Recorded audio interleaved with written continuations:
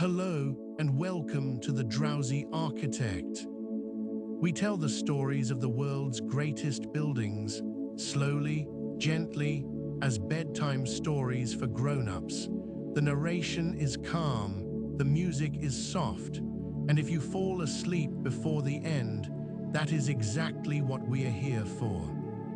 Tonight, we travel to the jungles of Cambodia, where the largest religious monument ever built by human hands rises from the forest floor. A temple so vast that it took an entire civilization to build it, and so beautiful that 900 years later, it still stops people in their tracks. A mountain of stone, wrapped in carvings, surrounded by water, and slowly, patiently embraced by the jungle. Now settle in and let us begin. Imagine a place where the jungle breathes, where the air is thick and warm and heavy with the scent of wet earth and green leaves, and somewhere in the tangle of roots and vines and creeping figs, there is stone. Ancient stone. Stone that was placed here nearly 900 years ago, by hands that understood something we are only beginning to remember. You are standing at the edge of a moat, a vast, rectangular moat that stretches in both directions as far as you can see. The water is still, perfectly still, like dark glass, and in that glass, reflected upside down against the fading sky, is a temple. Not just any temple. This is Angkor Wat, the largest religious monument ever built by human hands, a temple so vast, so intricate, so impossibly ambitious, that when European explorers first stumbled upon it in the 19th century, they refused to believe the local people had built it. They were wrong, of course. The Khmer people built this, every stone, every carving, every tower and gallery and stairway. They built it with nothing more than muscle and rope and faith, and a vision so extraordinary that it still takes your breath away today. But we are getting ahead of ourselves. Let us go back, far back, to the very beginning. Not to the temple, not even to the king who ordered it built. Further than that, to the oldest stories, the ones that explain where this civilization came from and why it felt the need to build mountains out of stone. There is a story told in the ancient texts, a myth, a founding legend. Like all founding legends, it is probably not true in the way that history is true, but it is true in the way that stories are true. It explains something about how a people saw themselves. The story goes like this. A Brahmin priest named Kaundinya sailed across the sea from India. He was learned and devout, a man of sacred knowledge, and he arrived at the shores of a land far to the east, a land of rivers and forests and fertile plains. This land was ruled by a woman, a queen, but she was no ordinary queen. She was the daughter of the Naga king, the ruler of the serpent spirits who dwelt beneath the waters. Her name was Soma, and she was as fierce as she was beautiful. When Kaundinya's ship appeared on the horizon, Soma paddled out to meet it in a war canoe. She was not interested in welcoming strangers. She intended to drive him away. But Kaundinya was not easily driven. He drew a magical bow, a bow given to him by the gods, and fired an arrow into the hull of Soma's canoe. The arrow pierced the wood. The water rushed in, and Soma, the Naga princess, was forced to surrender. Or perhaps she chose to. The stories are not entirely clear on this point. What happened next was a marriage. Kaundinya married Soma, the Brahmin priest and the Naga princess. India and Southeast Asia, sacred knowledge and the power of the waters, the union of two worlds. And from their marriage, according to the legend, came the Khmer people, the children of the priest and the serpent, the heirs to both the wisdom of India and the ancient water spirits of the Mekong. This is why the Naga, the multi-headed serpent, appears everywhere in Khmer art. It is not merely a decoration, it is an ancestor, a reminder of where the Khmer believe they came from the waters, from the deep.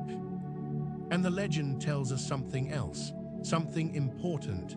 The marriage of Kaundinya and Soma was not just a love story, it was a transaction, a merging of traditions.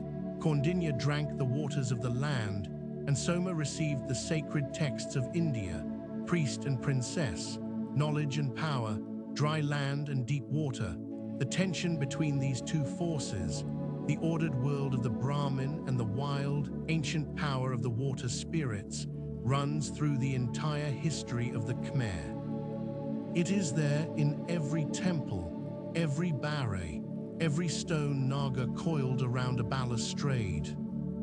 The land remembers this story, the people remember it, and on quiet nights, when the water in the moat lies perfectly still, you can almost believe that Soma herself is down there somewhere, waiting, watching, the Naga princess who gave her name and her power to a civilization that would build mountains out of stone. The earliest kingdom that we can trace with any confidence is called Funan. It flourished from roughly the 1st century to the 6th century. The Chinese knew of it and wrote about it in their court records. They described a prosperous trading kingdom, positioned at the crossroads of the maritime routes between India and China. Funan was a water kingdom. Its capital, a city called Oc Eo in what is now southern Vietnam, was connected to the sea by a network of canals. Archaeologists have found Roman coins there, Persian beads, Indian jewelry. Funan was plugged into the global trade network of the ancient world. And Funan was Hindu, or at least its rulers were. The Indian influence was not a conquest, it was a conversation. Indian traders and priests brought their gods and their scripts and their ideas about kingship, and the local rulers adopted what was useful and adapted it to their own traditions. The idea of the Devaraja, the god-king, took root here. The idea that a ruler was not merely a strong man with an army, but a living embodiment of divine power. This idea would shape everything that followed. The Chinese accounts describe a king of Funan who wore golden jewelry and rode elephants.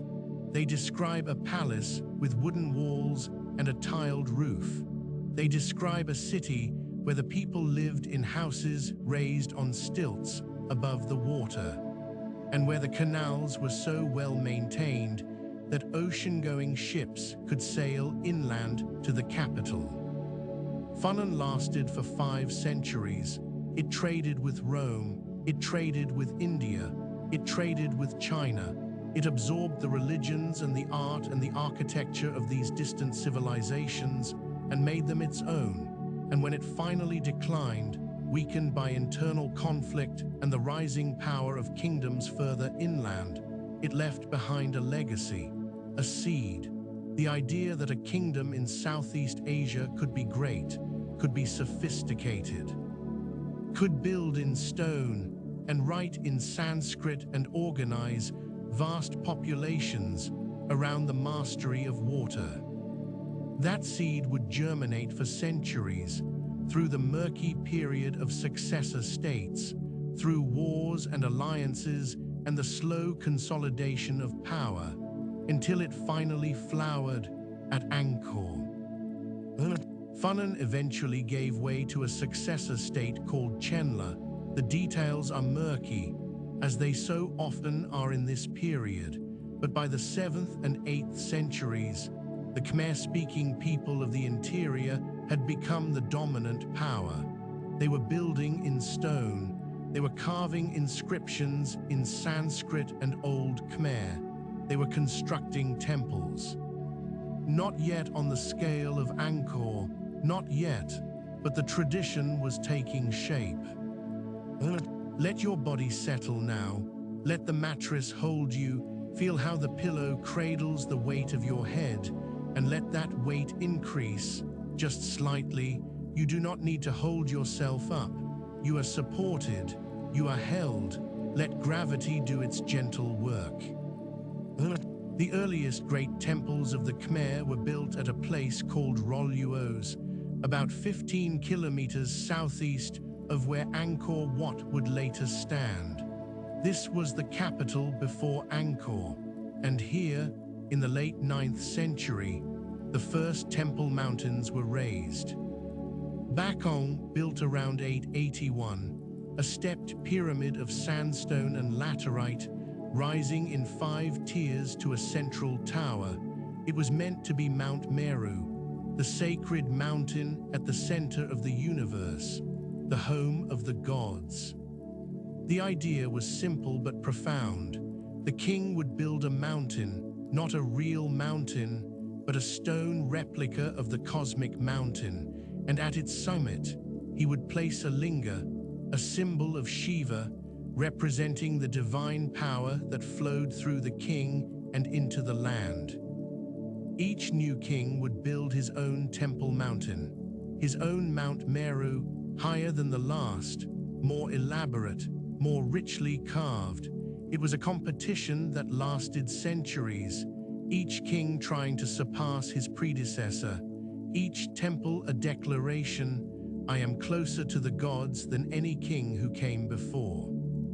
And when a king died, he did not merely pass from the earth, he merged with the god he had served in life. A Shaivite king became one with Shiva, a Vaishnavite king became one with Vishnu. His temple became his monument for eternity, the place where his divine identity would reside forever. This belief gave every king an extraordinary motivation to build. A temple was not vanity, it was theology. It was the king's path to immortality. The grander the temple, the more powerful the connection to the divine. In the Hindu cosmic model, Mount Meru rises at the center of all creation. Around it, 7 concentric rings of mountains alternate with 7 concentric oceans.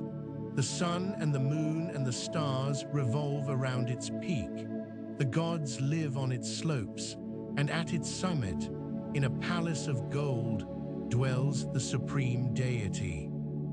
To build a temple mountain was to recreate this vision on earth. The central tower represented the peak of Meru. The concentric galleries represented the surrounding mountain ranges.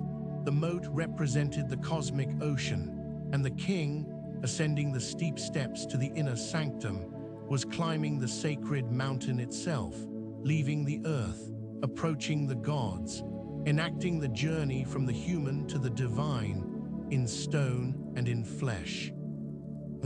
Preco came first, 6 towers in a row, 3 in front and 3 behind, each one faced with carved stucco that once gleamed white against the red laterite.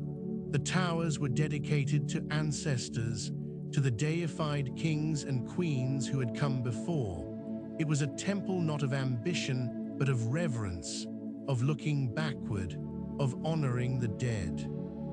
Then Bakong, the first true temple mountain, 5 tiers of stone rising to a central tower. Elephants guarded each corner of the lowest tier, their trunks raised, their stone bodies massive and patient. The climb to the top was steep and deliberate. You were not meant to stroll to the summit. You were meant to labor, to feel the effort in your legs and your lungs. The ascent was a pilgrimage in miniature. Then Lolai, built on an artificial island in a reservoir. Already, the Khmer were combining their temple building with their water engineering. The two were inseparable. temple and Baray, stone and water, the sacred and the practical. The reservoir held the monsoon rains, the temple held the divine. Both were necessary, both were acts of faith. And then, around the year 900, a king named Yasovarman moved the capital north, to a place he called Yashadharapura, the city that would become Angkor. He built a great Baray, the East Baray, 7 kilometers long, nearly 2 kilometers wide, an artificial lake so large it could be seen from space, if anyone had been up there to look, and on a hill nearby, he built his temple, Phnom Bakheng, another mountain of stone. The race was on. The place we now call Cambodia sits in the heart of Southeast Asia, a broad, flat plain watered by one of the most remarkable river systems on Earth. The Mekong, that great brown serpent of a river, winds its way down from the mountains of Tibet, through China, through Laos, and then spreads itself across the Cambodian lowlands in a vast annual flood. Every year, when the monsoon rains come, the Mekong swells. It swells so much that it actually reverses the flow of the Tonle Sap River, pushing water backwards, uphill, into a lake that quadruples in size. The Tonle Sap becomes an inland sea, fish breed in the flooded forests, rice paddies drink their fill, and when the waters recede, they leave behind a layer of rich, dark silt. This is the heartbeat of Cambodia, the flood and the retreat, the giving and the taking back. It has been this way for thousands of years. And it was here, in this land of water and mud and impossible fertility, that the Khmer civilization reached its extraordinary peak. Century after century, the kings of Angkor built. They built temple mountains and monasteries. They built vast reservoirs and intricate canal systems. They built roads and bridges and rest houses for travelers, each generation adding to the work of the last, each king leaving his mark upon the plain.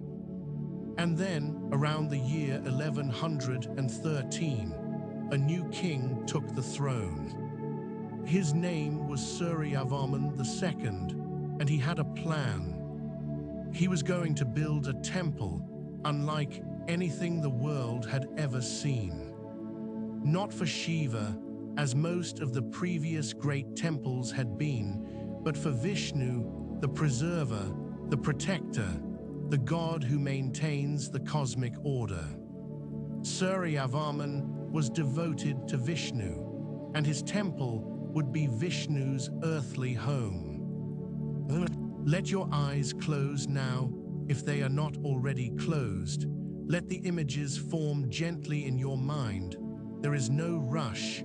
We have all the time we need. The site Suryavarman chose was not empty. There were already smaller temples here, older structures, perhaps a village or two, but Suryavarman's architects looked at the flat plain, looked at the water table, looked at the angle of the sun, and they chose this exact spot. They chose it with extraordinary precision. The main entrance of Angkor Wat faces west. This is unusual.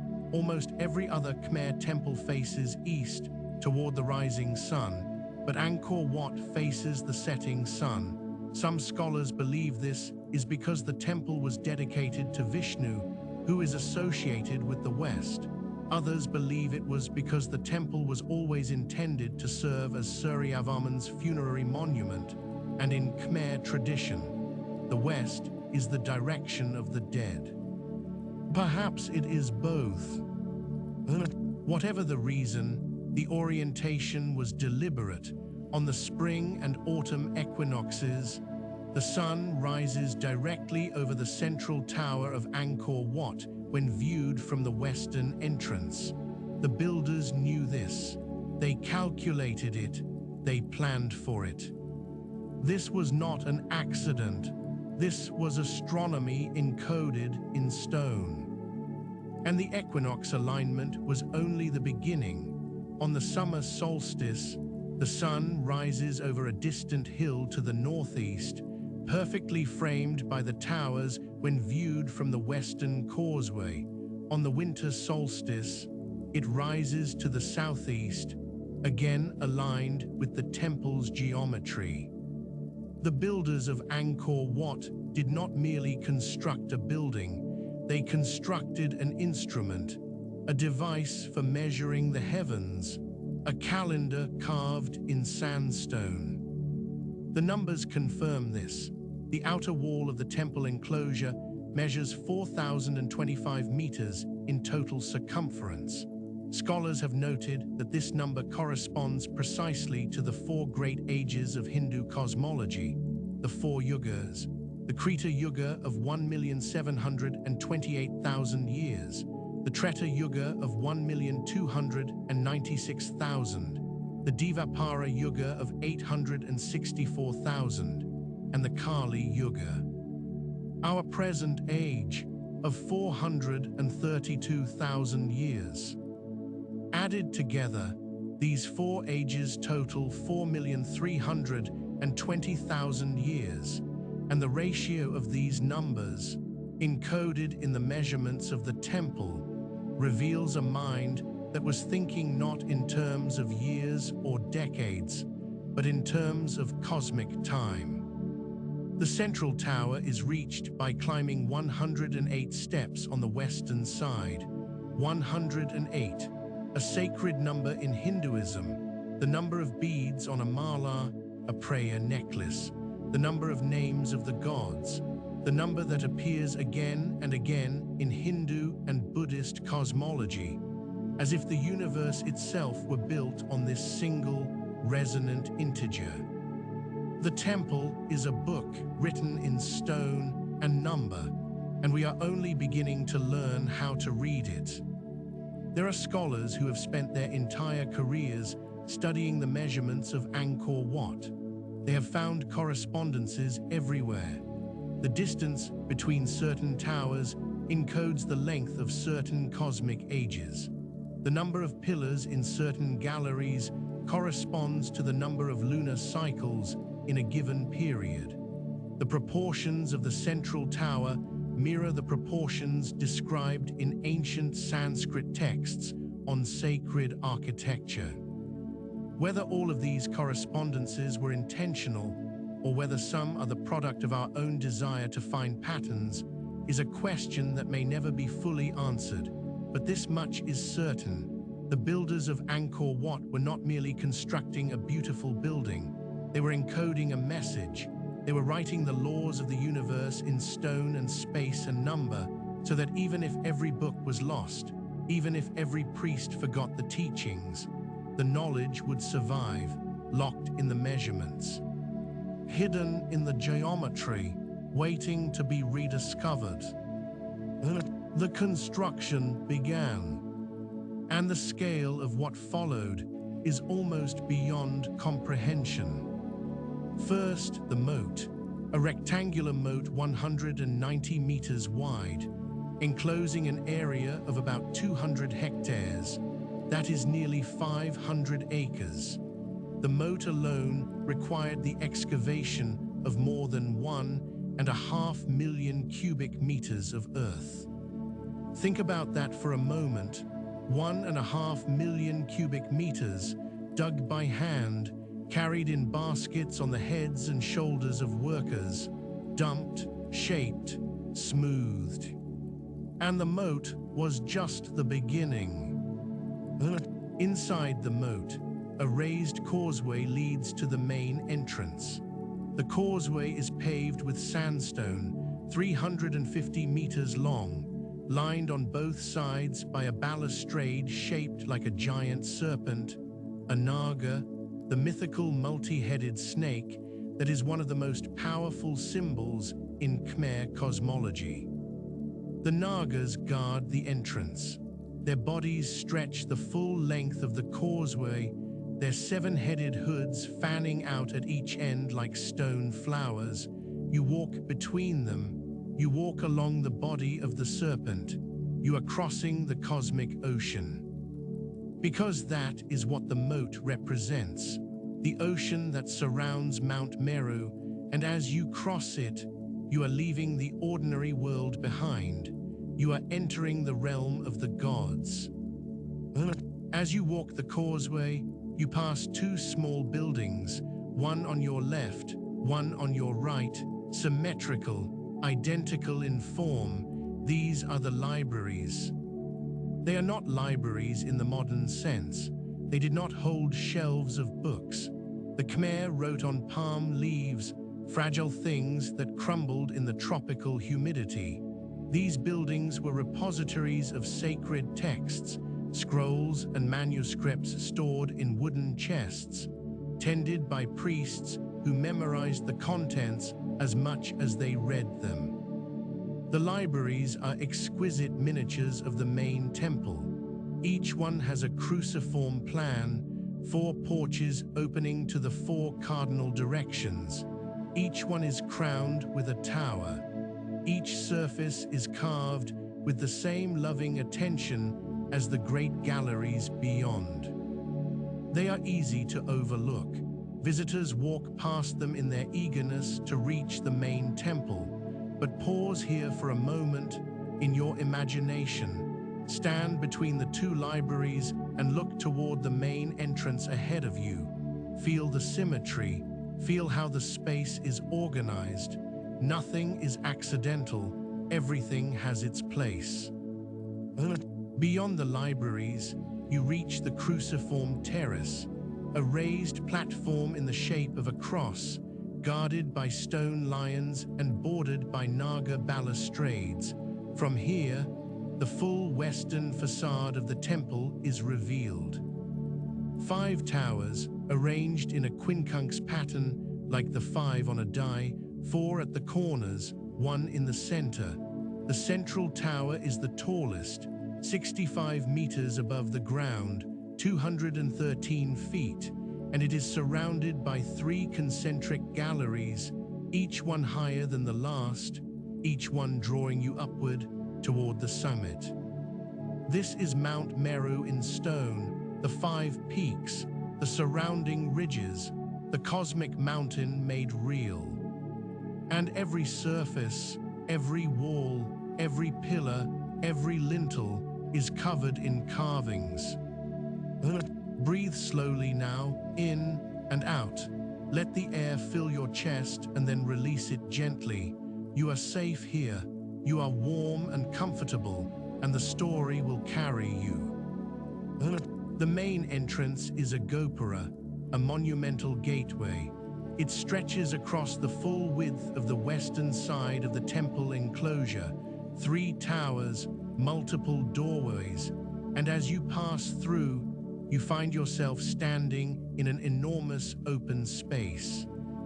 The outer enclosure, a grassy plain, though in Suryavarman's time it would have been filled with wooden buildings, palaces, libraries, pilgrim shelters, all long since rotted away. Wood does not last in the tropics, only stone endures. And ahead of you, rising from the flat earth like a mountain that was never there before, is the temple itself. The carvings of Angkor Wat are among the most extraordinary achievements in the history of art. There is no other way to say it. They are breathtaking. The outer gallery alone contains a continuous bas-relief that stretches for nearly 600 meters, half a kilometer of carved stone, telling stories from Hindu mythology in exquisite detail. Let us walk through them, slowly, gallery by gallery. On the western wall, the southern half, you find the Battle of Kurukshetra from the Mahabharata, the Great War, 2 rival clans, the Pandavas and the Kauravas, locked in a conflict that will decide the fate of the world. Armies clash, chariots wheel across the stone, Elephants trumpet and trample. Warriors fall with arrows in their chests, their faces contorted in agony or frozen in determination. The detail is extraordinary. You can see the weave of the armor, the feathers on the arrows, the muscles of the horses straining. The carvers did not merely depict a battle. They captured the chaos and terror and strange beauty of war itself. Move to the southern wall, the western half. Here you find the historical procession of Suryavarman II himself. This is not myth, this is history. The king is depicted seated on his throne, elevated above his court, shaded by 15 parasols, the symbol of supreme royal authority. Before him marches his army, rank after rank, infantry in rows, their spears held upright like a forest of bamboo, cavalry on horseback, war elephants carrying commanders in howdahs. The generals are named in inscriptions beside their images. This is a record of real men, a military review carved in stone. And at the rear of the procession, a contingent of women, the Amazons of the Khmer court, women warriors, their hair elaborately styled, their expressions fierce. They are not decorative figures, they are soldiers. Continue along the southern wall to its eastern half. Here, you enter the gallery of heavens and hells. This is perhaps the most vivid and unsettling of all the bas-reliefs at Angkor Wat. It is a depiction of judgment, of what awaits the soul after death. At the top of the panel, heaven, the blessed sit in pavilions, attended by servants, surrounded by flowers and comfort. Their expressions are peaceful, they have earned their rest. Below them, Yama, the god of death, sits on his buffalo. He judges each soul, the worthy rise, the unworthy fall. And below Yama, the 32 hells. The carvers did not hold back. Each hell is depicted with graphic precision. In one, sinners are pierced with nails. In another, they are sawn in half. In another, they are devoured by animals and then restored to their bodies, only to be devoured again. There are hells of fire and hells of ice. Hells where the condemned are forced to swallow molten copper. Hells where their bones are broken and reset, endlessly. It is disturbing. It was meant to be. These panels were a warning, a reminder that actions have consequences, that the cosmic order is not merely a philosophical idea, but a lived reality with rewards and punishments. And yet, even here, even in the depiction of suffering, the artistry is extraordinary. The figures writhe with a terrible grace. The demons who administer the punishments are carved with the same care and attention as the gods in the heavenly scenes above. On the eastern wall, the great panel of the churning of the Sea of Milk. This is one of the central creation myths of Hinduism. The gods and the demons, the Devas and the Asuras, agreed to work together to churn the cosmic ocean and extract the elixir of immortality. They used Mount Meru as the churning stick, and they used Vasuki, the great serpent king, as the rope. On one side, 92 demons pull the serpent's head. Their faces are grimacing with effort. Their feet dig into the ground. On the other side, 88 gods pull the tail. Their expressions are calmer, more serene, as if they already know the outcome. Back and forth, churning the ocean, and from the frothing waters, treasures emerge. Apsaras, celestial dancers, rise from the foam. Their bodies twist in midair, caught in the moment of birth. Animals appear, sacred objects, and finally, Vishnu himself oversees the great churning, his 4 arms directing the cosmic labor, ensuring that order prevails. The panel is 49 meters long, nearly 160 feet of continuous narrative, carved with a delicacy and fluidity that seems almost impossible in stone. The water churns with visible energy. Fish and sea creatures tumble in the waves. The serpent's body ripples with muscular tension. It is not a static image, it moves. And on the northern wall, the Battle of Lanka, the climactic episode of the Ramayana. Rama, the heroic prince, avatar of Vishnu himself, leads his army of monkeys against the demon king Ravana on the island of Lanka. Ravana is depicted with his 10 heads and 20 arms, riding a chariot drawn by mythical beasts. He is fearsome, he is magnificent, and he is doomed. Rama stands on the shoulders of Hanuman, the monkey general, and draws his bow. The arrow flies, the armies clash. Monkeys grapple with demons in hand-to-hand combat. The carving seethes with violence and heroism and the inevitability of good's triumph over evil. It is magnificent storytelling, visual narrative on a scale that would not be matched in European art for centuries. Let your shoulders drop now. You may not have realized you were holding them tight. Let them fall. Let the tension melt from your neck, from your jaw, from the small muscles around your eyes. Soften your face, soften your hands, let your fingers uncurl. There is nothing to grip, nothing to hold, you can let go. Feel the warmth of the blanket against your skin. Feel how your body has grown heavier since the story began. That heaviness is welcome. It means you are relaxing. It means you are moving gently, slowly, toward the soft edge of sleep. There is no hurry. The temple will wait. But the carvings are not limited to the bas-reliefs. Look up. Look at the lintels above the doorways. Everyone is carved with gods and garlands and scrolling vegetation. Look at the columns turned on lathes, as if they were made of wood rather than stone. Look at the Devatas. The Devatas, the celestial women. There are nearly 2,000 of them, carved into the walls throughout the temple, and here is the remarkable thing: no two are alike. Each one has a different hairstyle, a different expression, different jewelry, different clothing. Each one is an individual. Some smile serenely, some look mischievous, some seem lost in thought.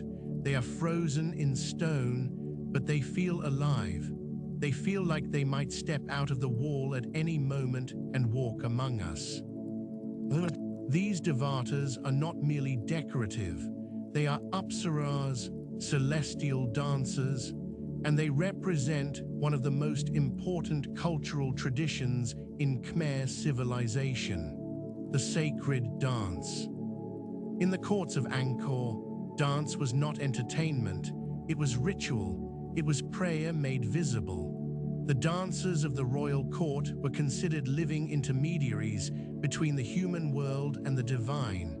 Their movements, precise, codified, passed from teacher to student across generations, were believed to maintain the cosmic order.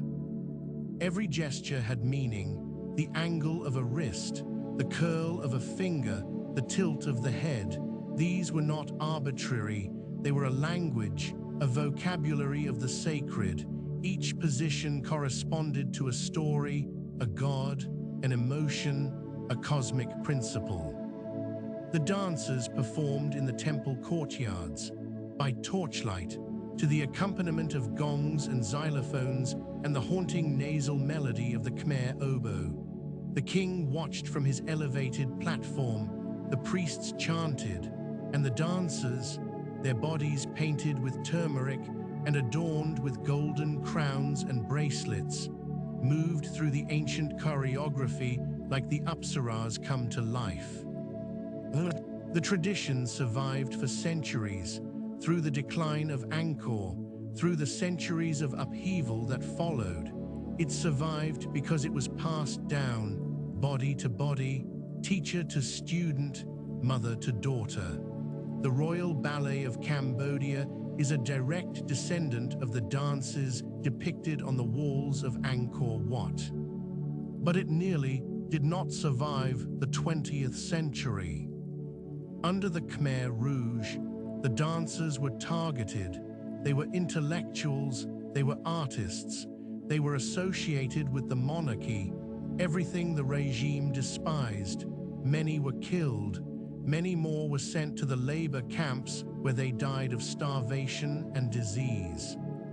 Of the nearly 500 dancers of the Royal Ballet who were alive in 1975, fewer than 30 survived to see the fall of the Khmer Rouge in 1979. 30 out of 500.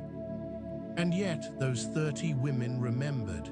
They carried the dances in their bodies, in their muscles, in their hands, and when the horror was over, they began to teach again, slowly, painfully, to a new generation of girls who had never seen the old dances performed.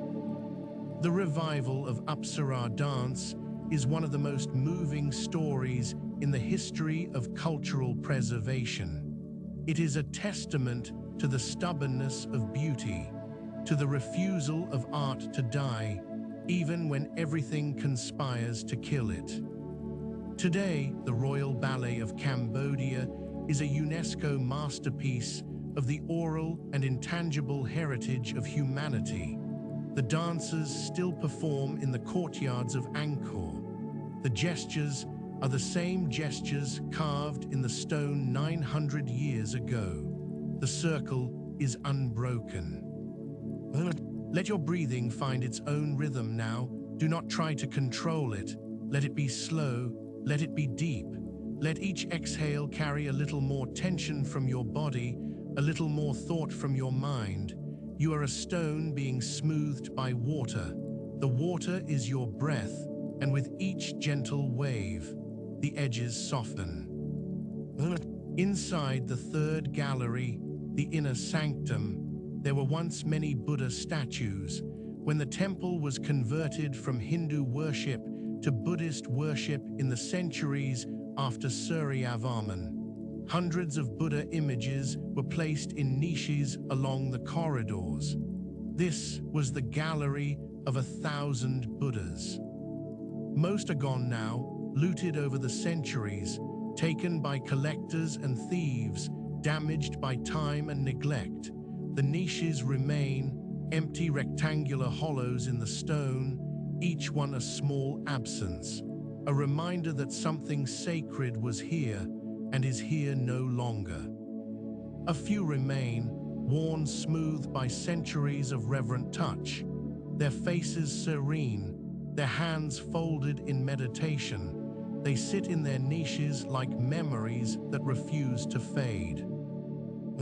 The sandstone for Angkor Wat came from a mountain called Phnom Kulen. It is about 40 kilometers to the northeast, 40 kilometers, 25 miles. The blocks were quarried from the mountainside, shaped roughly at the quarry, and then transporting to the building site, some by water, floated down rivers and canals on rafts, some by land, dragged on sledges or rolled on logs. We do not know exactly how many blocks were used, but estimates suggest that the temple contains between 5 and 10 million sandstone blocks. The average weight of each block is about 1.5 tons. Let that settle in your mind. Millions of blocks, each weighing as much as a small car, transporting 25 miles, lifted into place, carved with intricate detail, all without cranes, without trucks, without engines of any kind. The blocks were joined without mortar. No cement, no adhesive. The stones were cut so precisely that they fit together under their own weight. In some places, the joints are so tight that you cannot slide a razor blade between them. This is not rough construction. This is not piling stones on top of stones. This is precision engineering, executed on a scale that would challenge modern builders. And then there is the question of water. The Khmer were master hydraulic engineers. Angkor was not just a collection of temples, it was a vast water management system. Enormous reservoirs called Barays, some of them 8 kilometers long and 2 kilometers wide, stored the monsoon rains and distributed water throughout the dry season. Canals connected the Barays to the fields. Channels ran beneath the temples. The moat of Angkor Wat was not just symbolic, it was functional. It stabilized the water table beneath the temple, preventing the sandy soil from shifting and the foundations from sinking.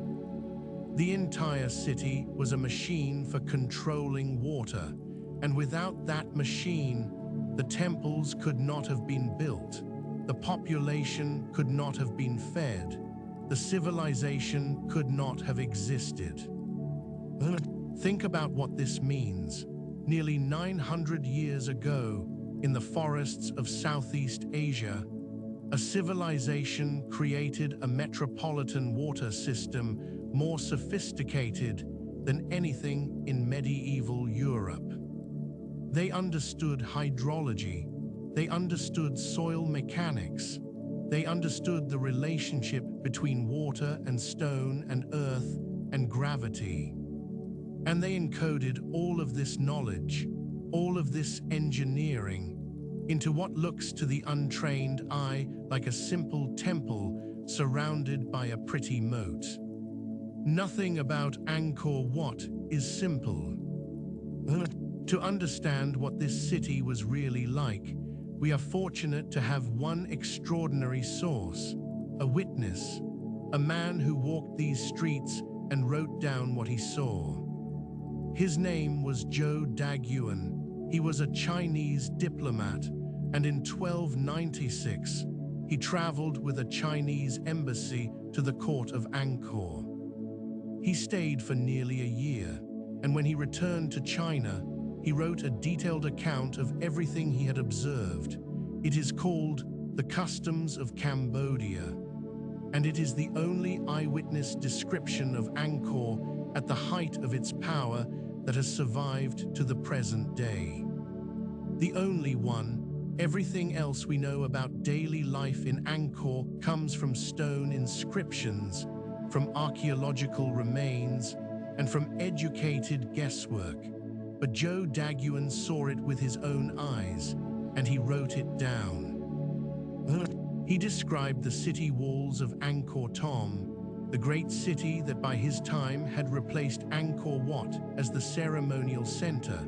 5 gates, each one crowned with stone faces, a moat filled with crocodiles, bridges lined with stone figures, gods on one side pulling a serpent, demons on the other, the same churning of the sea of milk, rendered as architecture. He described the royal palace, a golden tower where the king slept each night. The Cambodians believed that a 9-headed serpent spirit, a Naga, dwelt inside the tower. Each night, the Naga appeared to the king in the form of a woman. The king must sleep with her before he could join his queens and concubines. If the Naga did not appear, the king's death was imminent. If the king missed a single night, disaster would follow. Zhou Daguan reported this with the careful skepticism of a Chinese bureaucrat. He did not say he believed it, but he wrote it down. He described the royal processions. The king rode at the center, standing on the back of an elephant, holding a sacred sword. Around him, a forest of golden parasols. Before him marched soldiers, thousands of soldiers. Then came the royal women, the queens and concubines, hundreds of them, riding in golden palanquins or seated on elephants of their own. The palace women, he noted, carried candles of beeswax, even in the daytime. The flames flickered in the tropical light, a display of wealth and status that served no practical purpose. But that was the point. In Angkor, excess was the vocabulary of power. Let your mind drift now. Let the images of that procession pass before you like a dream. The golden light, the sound of gongs, the slow, swaying rhythm of the elephants, the scent of beeswax and frangipani. You are watching from the side of the road, shaded by a palm tree, feeling the warm air on your skin. The procession passes, the dust settles, the silence returns. Zhou Daguan described the markets. He was surprised to discover that the traders were almost entirely women. The men fought and farmed and built. The women traded. They sat cross-legged behind their wares, spread out on mats on the ground, and conducted business with a shrewdness that impressed him. He listed what was for sale: rice, fish, vegetables, cloth from China, spices from the islands to the south. He described the currency system. There was no coined money. Trade was conducted in barter, or with small quantities of gold and silver weighed on scales. He described the clothing. The common people wore very little, a length of cloth wrapped around the waist. The wealthy wore fine Chinese silk. The king wore a golden crown and ropes of pearls. Everyone, regardless of status, went barefoot, even the king. He described the bathing. The Cambodians bathed constantly, in the rivers, in the Barays, in the moats. They bathed several times a day. They considered the Chinese to be dirty, which Zhou Daguan reported with a certain embarrassed honesty. He described the justice system. Disputes were sometimes settled by ordeal. The accused might be forced to sit in a tower for several days, and if they fell ill, they were judged guilty, or they might be made to carry a hot iron or plunge their hands into boiling oil. The innocent would be unharmed. The guilty would burn. He described the slaves. Many of the laboring people were slaves, captured in wars against the mountain tribes or purchased from traders. They were considered property. They slept on the ground beneath the houses of their masters. They were forbidden from sleeping on the raised floor, a privilege reserved for the free. It is not a comfortable picture, but it is an honest one. And Zhou Daguan's account reminds us that the beauty of Angkor, the sublime architecture, the exquisite carvings, was built on a foundation of human labor and human suffering, as so many beautiful things are. He described the festivals, the great celebrations that punctuated the year, fireworks, which the Chinese had introduced, wrestling matches, cockfights, and on certain nights, a great display of lanterns, thousands of lanterns floating on the Barays and the moats, reflected in the water until the city seemed to float on a sea of stars. He described the houses, built of wood and thatch, raised on stilts, with no chairs or tables. The people sat on mats on the floor, they ate with their fingers, they cooked over charcoal in clay pots. The houses were arranged in clusters, each cluster belonging to an extended family, and beneath the houses, in the cool shade of the raised floor, chickens scratched and dogs slept and children played. He described the monks, hundreds of them, thousands. They wore yellow robes and shaved their heads and walked barefoot through the streets in the early morning, collecting food in their alms bowls. They lived in monasteries attached to the temples. They taught the children to read. They chanted the scriptures at dawn and at dusk. Their low, steady voices were the first sound of the day and the last sound of the night. He described the sick and the dying, the lepers who lived outside the city walls, the old people who were cared for by their families, the funerals, where the body was carried to an open field and left for the vultures. The bones were later collected and placed in a golden urn if the family was wealthy, or a pottery jar if they were not. Zhou Daguan described all of this with the precision of a man who knew he was seeing something remarkable, something that might not last, and he was right. Within a century and a half of his visit, the great city of Angkor would begin its long, slow decline. When Zhou Daguan left Angkor, he carried with him the memory of a city that was sophisticated, wealthy, powerful, and utterly unlike anything he had seen in China. He had witnessed the last flowering of a civilization that was already beginning to fade, though he could not have known it. His account lay forgotten in Chinese archives for centuries.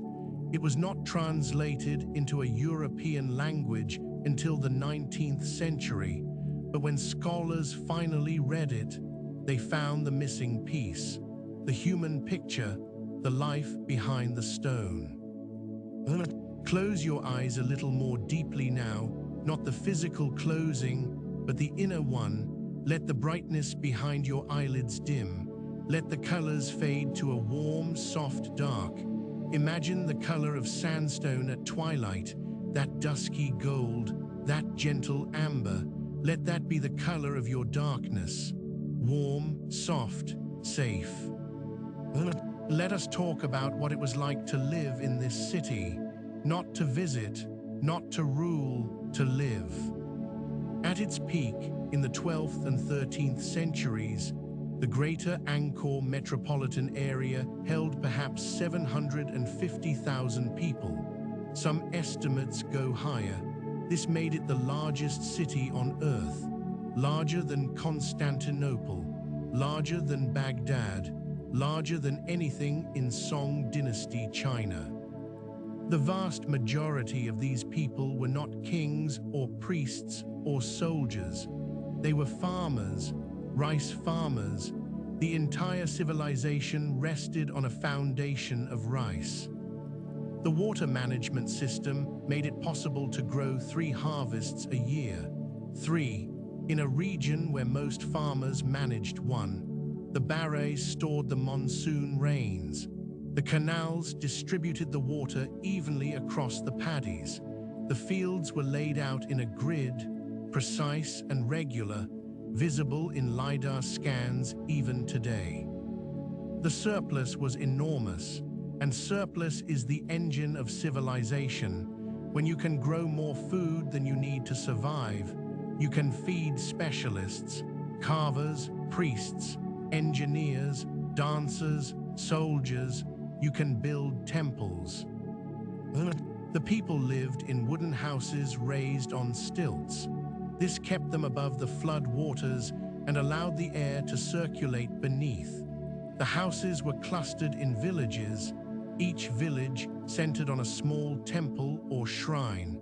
The villages were connected by roads, raised embankments that stayed dry even during the monsoon. Along the main roads, Jayavarman VII built rest houses, 121 of them spaced at regular intervals, about 15 kilometers apart, a day's walk. Each rest house offered shelter and water to travelers. They were the medieval equivalent of motorway service stations. He also built hospitals, 102 hospitals. The inscriptions describe the medicines they dispensed: ginger, camphor, pepper, sesame oil. They describe the staff: 2 doctors, 6 assistants, 2 cooks, 2 rice suppliers. Each hospital served a defined area. It was, in a very real sense, a national health service. The fish from the tonal sap were a crucial part of the diet. The Great Lake teemed with life. During the flood season, when the lake expanded to 5 or 6 times its dry season size, the fish bred in the flooded forests. When the waters receded, the fish were trapped in pools and channels, easily caught by the thousands. The Cambodians preserved the fish by fermenting it into a paste called prahok. Pungent, salty, rich in protein, it is still the foundation of Cambodian cuisine today, a flavor that connects the modern nation to its medieval past. The artisans of Angkor were specialists. They were stone carvers who spent their entire lives working on a single gallery of bas-reliefs. There were bronze casters who produced the great temple bells and the statues of the gods. There were weavers who created the silk textiles that clothed the court.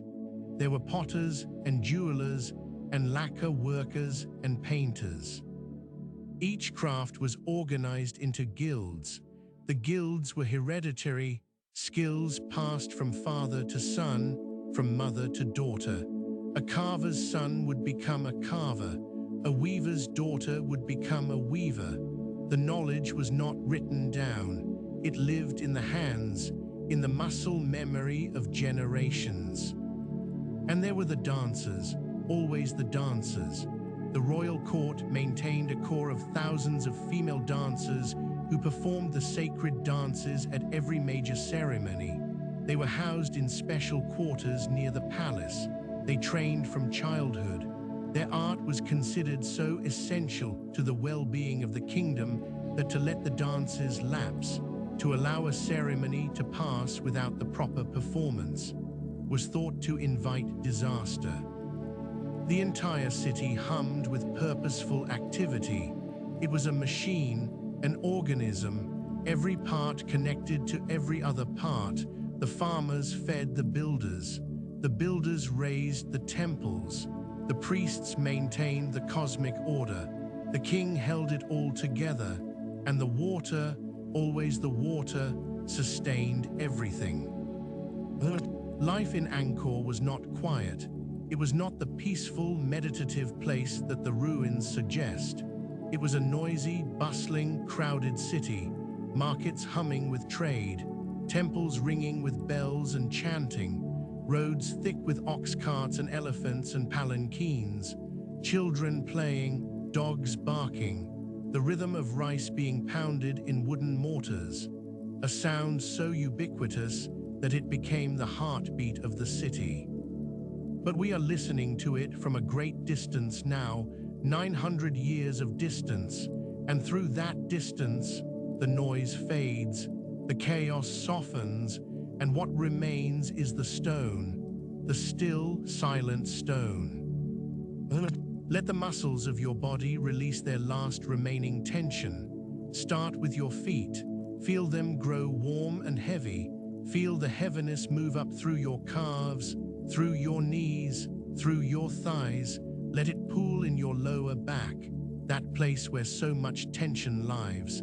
Let the warmth dissolve it. Let the heaviness carry it away. Now your stomach, let it soften. Let each breath expand it gently, and let each exhale draw it inward. A slow, comfortable rhythm, like the tide, like the monsoon, in and out, in and out. Now your chest, your shoulders, your arms, feel how heavy your arms have become. They lie at your sides like driftwood on a riverbank, warm, still, perfectly at rest. And your face, soften your forehead, let your eyebrows drop, let your cheeks feel heavy, let your lips part slightly, just enough for the breath to pass. Feel the weight of your head on the pillow, feel how the pillow accepts it. You are held. Suryavarman II did not live to see his temple completed.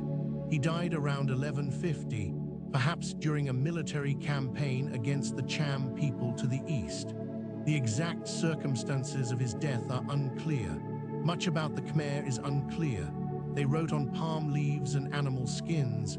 materials that the tropical climate has long since destroyed. What we know comes from stone inscriptions, from Zhou Daguan's account, and from the silent testimony of the architecture itself. But the temple was completed, perhaps by Suryavarman's successors, perhaps by the sheer momentum of the tens of thousands of workers who had devoted their lives to the project. The workforce. We should talk about the workforce. We do not know exactly how many people were involved in building Angkor Wat. Estimates range from tens of thousands to hundreds of thousands. Some were skilled artisans, the stone carvers and architects and engineers who designed and executed the fine work. Others were laborers, hauling stone and digging earth. Some may have been slaves, others may have been workers fulfilling a labor obligation to the king, a corvée system common throughout the ancient world. The inscriptions mention different categories of temple workers, from the lowliest servants to the highest priests. What we do know is that building Angkor Wat was not a small project undertaken by a small group. It was a national endeavor. It consumed the resources and labor of an entire civilization for decades. And when it was done, what did they see? They saw a temple that seemed to float above the earth, a mountain of stone rising from the plain, towers crowned with lotus bud finials reaching toward the sky, galleries upon galleries, each one offering shade from the tropical sun and shelter from the monsoon rains, and everywhere, the carvings. The temple was not gray, not in those days.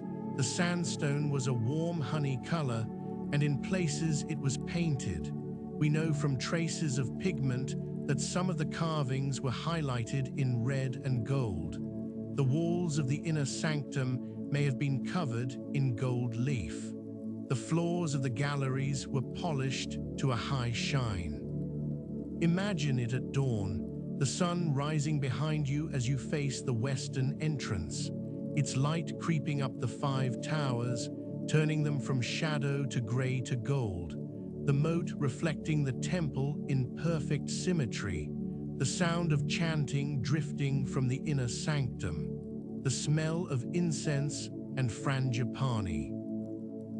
This was not a ruin. This was a living temple, a place of worship, a place of pilgrimage, a place where the divine and the human met. Let your mind settle now. Let the images blur softly at their edges. You do not need to hold on to every detail. Let the story wash over you like warm water, like the monsoon rain falling gently on stone. After Suryavarman II, the Khmer Empire did not fade, not yet. It continued to grow, to build, to conquer. But the next great king, the one who would leave the most visible mark on Angkor after Suryavarman, was not a Hindu, he was a Buddhist. His name was Jayavarman VII, and he came to power in 1181 after a catastrophic event. The Cham, the people to the east, had invaded. They had sailed up the Tonle Sap, attacked Angkor, and sacked the city.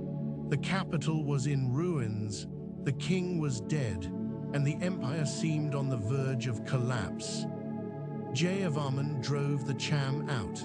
He restored order, and then he embarked on the most ambitious building program in Khmer history. Jayavarman VII was a Mahayana Buddhist, and his temples reflected his faith.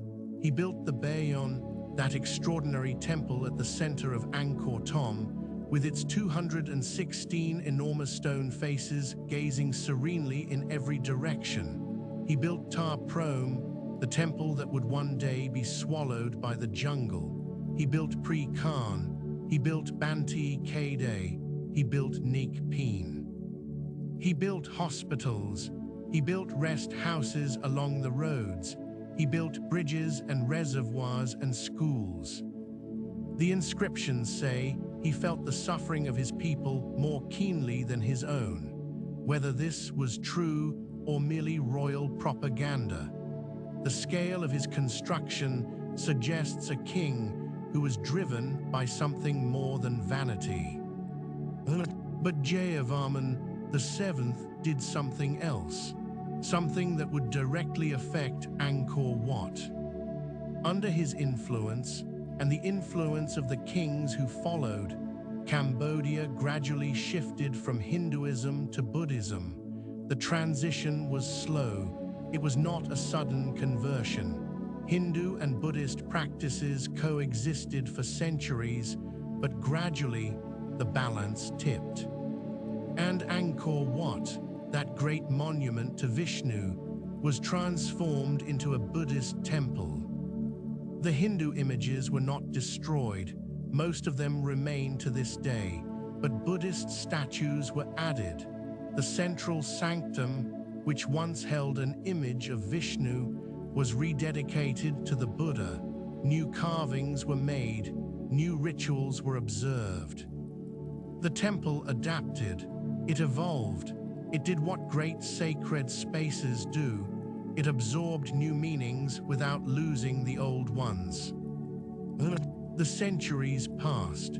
The Khmer Empire slowly declined, not in a single dramatic collapse, but in a long, slow unwinding that took more than 200 years. The first signs of trouble came in the early 14th century. The climate was changing. Studies of tree rings from ancient timbers and sediment cores from the Barays tell a story of wild fluctuation. Extreme monsoons, the heaviest in centuries, battered the water infrastructure. Canals were overwhelmed, embankments were breached, reservoirs silted up faster than they could be dredged. And then the rains stopped. The mega monsoons gave way to mega droughts. The tree rings narrowed to almost nothing in the mid-1400s. Decade after decade of insufficient rain, the Barays dropped, the rice paddies dried, the 3 harvests a year became 2, then 1, then none. The water system that had sustained Angkor for 5 centuries was failing, and no one knew how to fix it. The system was so complex, so interconnected, that the failure of one part cascaded through the whole. A broken embankment here meant a dry canal there. A silted reservoir meant a flooded field somewhere downstream. The engineers of the 14th century were struggling with the legacy of the 9th. And then came the Thais. The kingdom of Ayutthaya had been growing in power to the west. In 1351, a Thai army attacked Angkor. The city held, but the siege was devastating. The population suffered. The economy was disrupted. Resources that should have gone to maintaining the water system were diverted to defense. The Thais came again and again, in 1393, in 1431, each time the defenses were weaker, each time the recovery took longer. The kingdom's resources were stretched between 2 impossible demands: maintaining the water infrastructure that kept the population alive, and maintaining the military that kept the Thais at bay. It could not do both. Something had to give. And in 1431, a Thai army breached the walls of Angkor Thom and sacked the city. The accounts speak of looting on a vast scale. Gold stripped from the palace, statues carried away, thousands of captives taken, including dancers and artisans and scholars. The accumulated treasure of 5 centuries hauled westward to Ayutthaya. The king fled south, the court followed. The population, already diminished by drought and famine, drifted away. They moved south toward the confluence of the 4 rivers. where the Mekong and the Tonle Sap and the Bassac come together, where Phnom Penh stands today. The rivers were more reliable there. The trade routes were closer. The vulnerability to Thai attack was less. It was not an abandonment so much as a migration, a slow, reluctant retreat from a place that could no longer sustain them. The Khmer did not forget Angkor.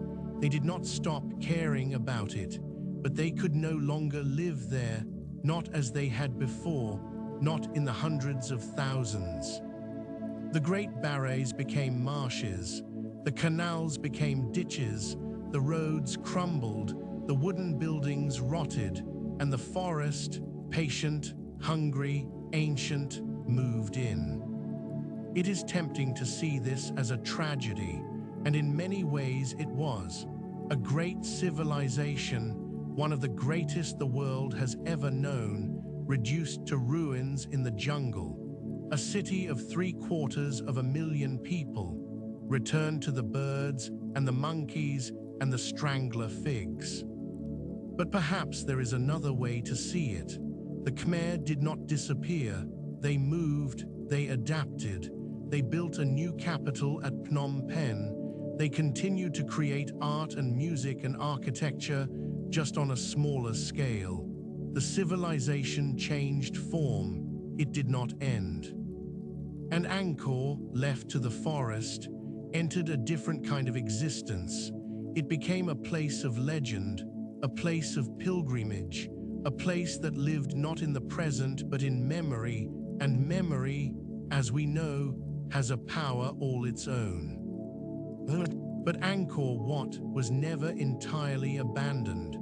This is a common misconception. The temple was never truly lost. Local people continued to worship there. Buddhist monks maintained the central shrine. Pilgrims still came. It was the other temples, the hundreds of smaller shrines and palaces and monasteries scattered across the plain, that were abandoned to the forest, and the forest was patient. The forest was hungry. The trees of the Cambodian jungle are remarkable organisms. Strangler figs, silk cotton trees, they grow with a slow, relentless purpose. A seed lands in a crack in the stonework. A bird drops it there, or the wind carries it. The seed germinates. A tiny root reaches down into the joint between two blocks. It grows, it thickens, it pries the stones apart with the patience of centuries. And then the trunk grows, thickening year by year, decade by decade, century by century, until the tree is not growing on the temple, it is growing through the temple. The roots are the walls are the roots. Tree and stone have become one thing. This is what happened at Ta Prohm, at Pre Khan, at dozens of temples across Angkor. The jungle swallowed them, wrapped them in its green embrace, and held them hidden while the centuries turned. At Ta Prohm, the trees have become part of the architecture. You cannot remove them now without destroying the walls they hold. The roots are load-bearing, the trunks are buttresses. The tree and the temple have reached an agreement, a symbiosis that neither planned but both depend upon. The conservators have decided to leave the trees, to preserve this strange partnership between the living and the built, between the patient growth of wood and the patient endurance of stone. It is beautiful, heartbreakingly beautiful, not the beauty of perfection, but the beauty of time, the beauty of things that have been through something and survived, changed, softened, intertwined, but still here, still standing, still reaching for the light. Close your eyes now, if they are not already closed. Feel the warmth of the night air, feel the soft weight of your body. You are drifting gently, like a leaf on still water. And the story continues, softly, slowly, carrying you along.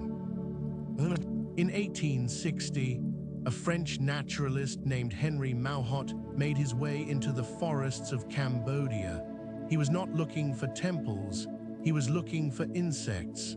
Maut was an entomologist, a collector of butterflies and beetles, but what he found among the trees changed everything. He found Angkor. Now, it is important to say that Maut did not discover Angkor in any meaningful sense. The Cambodians knew it was there. They had always known. Missionaries and traders had mentioned the ruins in their writings for centuries. A Portuguese friar had visited in the 1500s. A Japanese pilgrim had drawn a map in the 1600s.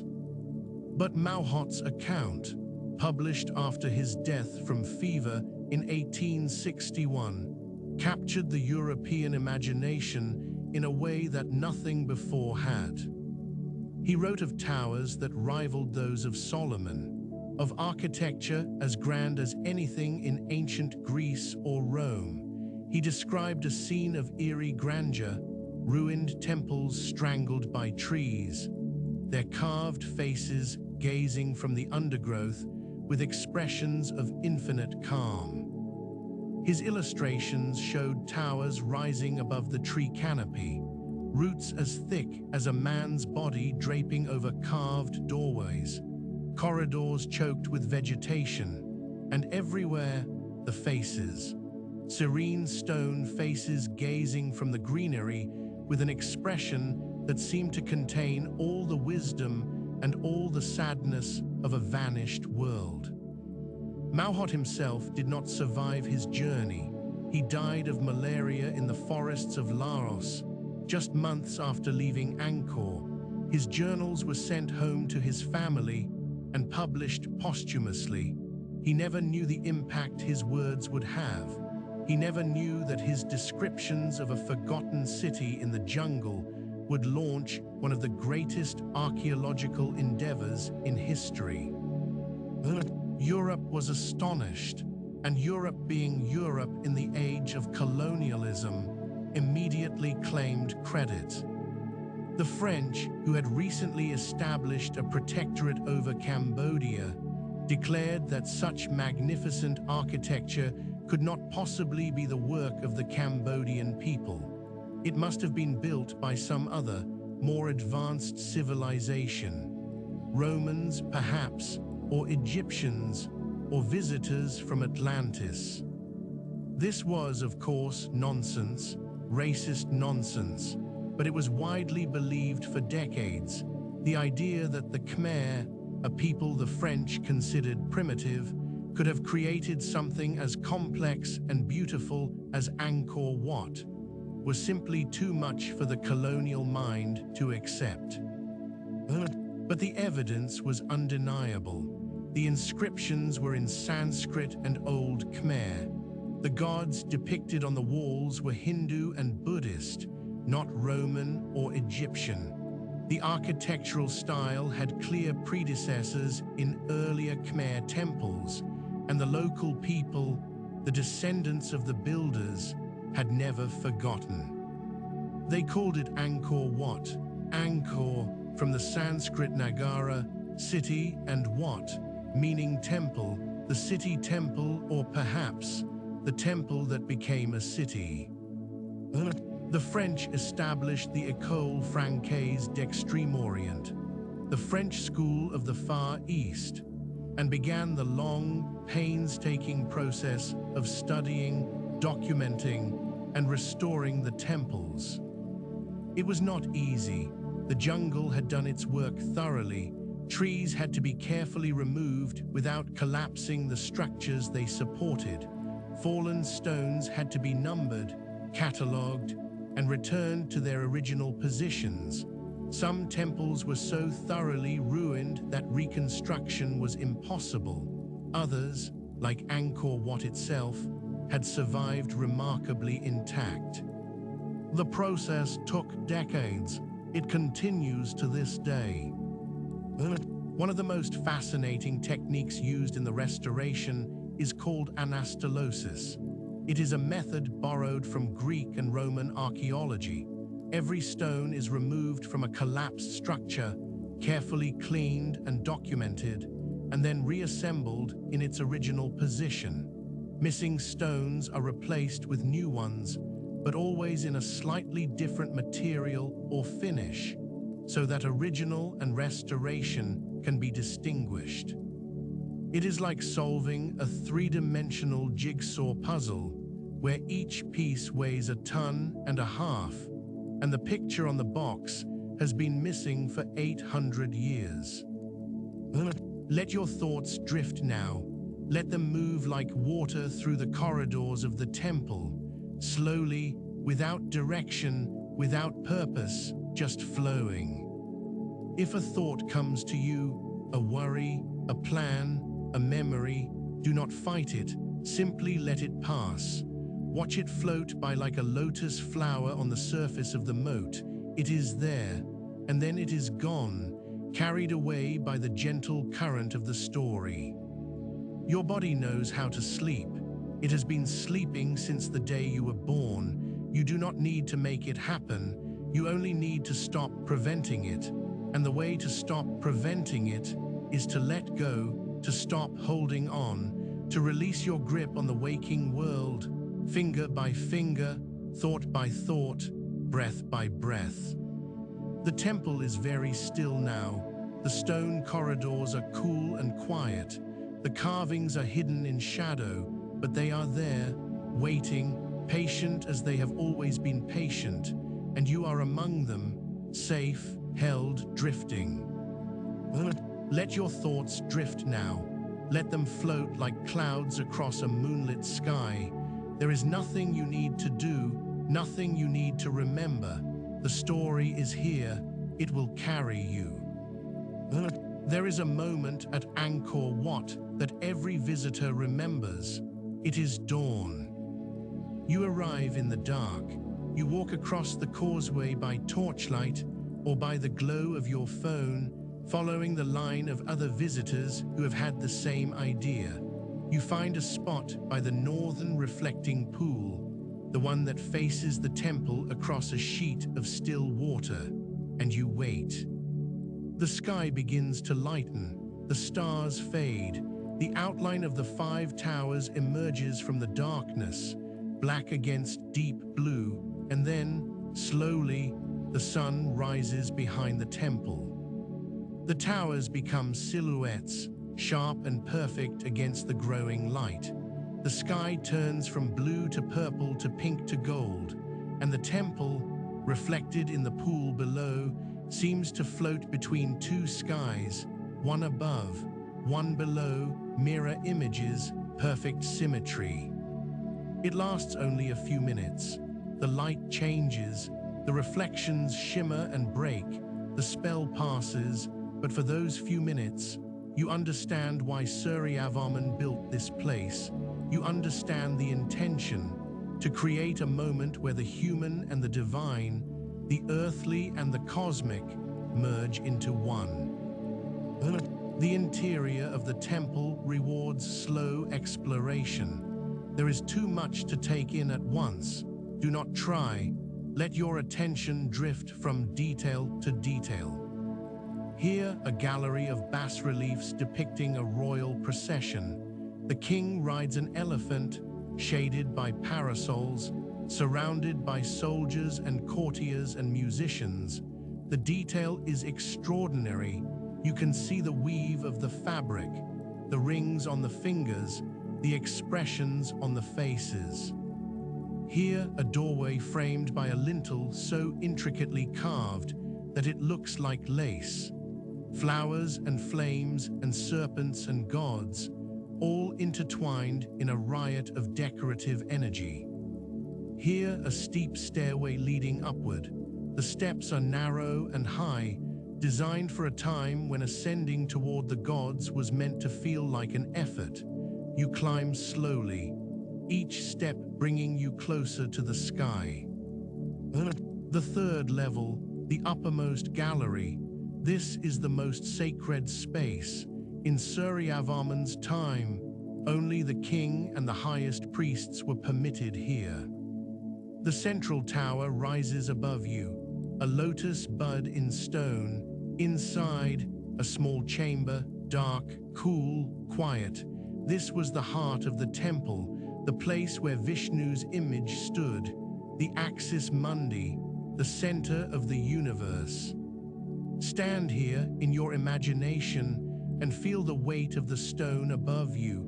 Feel the silence, nearly 9 centuries of silence, broken only by the drip of water, the rustle of bats, and the soft padding of monks' feet.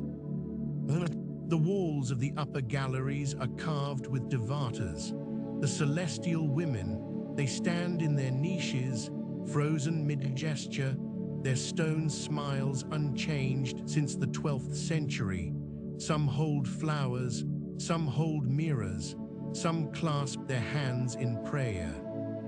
Who carved them, we do not know their names. We will never know, but whoever they were artists of the highest order. Each Devata is different. Each has her own personality, her own jewelry, her own hairstyle, from elaborate top knots to cascading curls to simple buns adorned with flowers.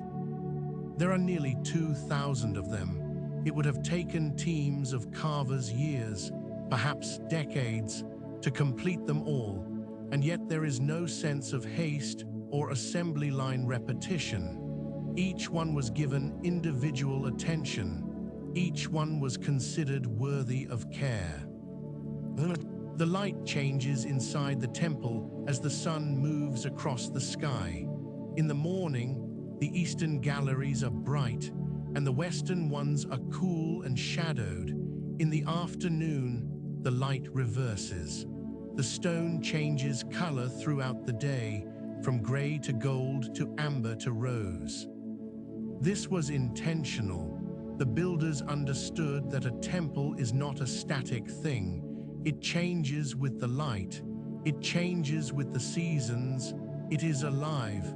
In the way that all great architecture is alive, it responds to the world around it. Let yourself sink deeper now. Let the weight of your body press gently into the bed beneath you. Feel the pillow cradling your head. Feel the warmth of the blanket. You are safe, you are held, and the temple stands in the darkness, lit by moonlight and memory. We should speak of the water, always the water. The moat of Angkor Wat is fed by a canal that connects to the larger water system of Angkor. In the wet season, when the monsoon fills the Barays and the rivers swell, the moat is full. The water reaches almost to the top of its stone-lined banks, and the reflections are perfect. In the dry season, the water level drops.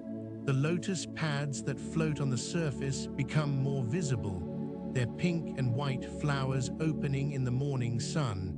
Dragonflies hover. Kingfishers flash blue and orange across the surface.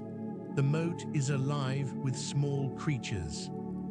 And beneath the water, in the mud at the bottom, there are things that have been there for centuries. Coins, pottery fragments, small offerings tossed into the water by pilgrims who hoped their prayers might reach Vishnu's ears through the sacred water. The monsoon season at Angkor is intense. The rain comes in sheets, warm and heavy, turning the ground to mud and the sky to gray. The sound of rain on stone is loud at first, a thundering percussion, but as it settles into a steady rhythm, it becomes hypnotic, meditative. The monks who live near the temple say that the rain is the voice of the gods, that when the monsoon speaks, you should listen. And when the rain stops, when the clouds break and the sun comes through, the temple steams, literally steams. The heat of the stone meets the cool of the rain, and wisps of mist rise from every surface. The temple seems to breathe, to exhale, as if it has been holding its breath during the storm. and can finally let go. The 20th century was not kind to Angkor or to Cambodia. The French continued their restoration work through the first half of the century, but then came independence, then came political instability, and then, in 1975, the Khmer Rouge. Pol Pot's regime was one of the most brutal in human history. In just 4 years, the Khmer Rouge killed an estimated 2 million people, nearly a quarter of Cambodia's population. They emptied the cities, they murdered intellectuals, they destroyed records, they attempted to erase history itself. Angkor Wat survived. Remarkably, the Khmer Rouge largely left the temple alone. Perhaps they recognized its value as a symbol of Khmer greatness, which aligned with their nationalist ideology. Perhaps they simply had other priorities. But the restoration work stopped.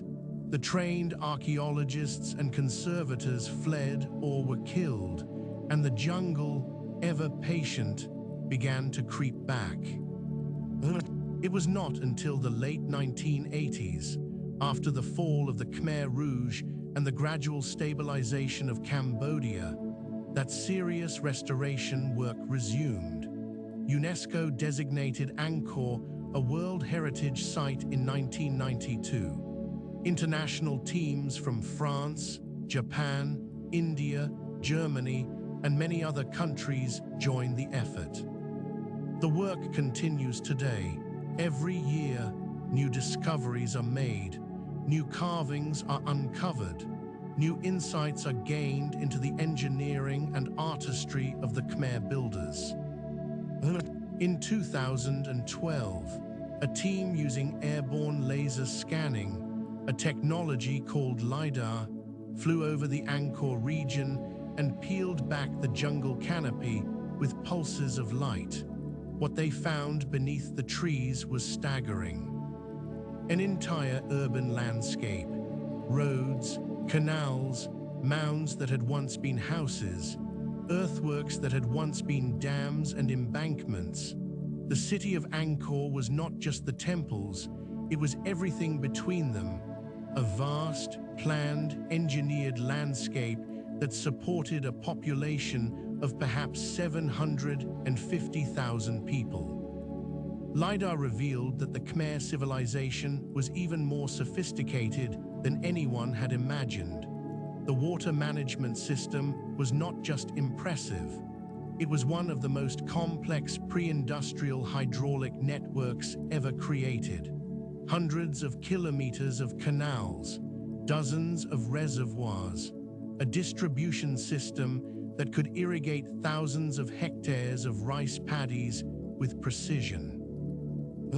And LiDAR revealed something else. The decline of Angkor was written in the earth itself.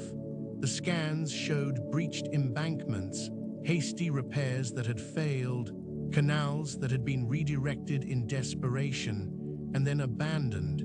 The evidence told a story not of sudden catastrophe, but of a long, losing battle against forces that could not be controlled.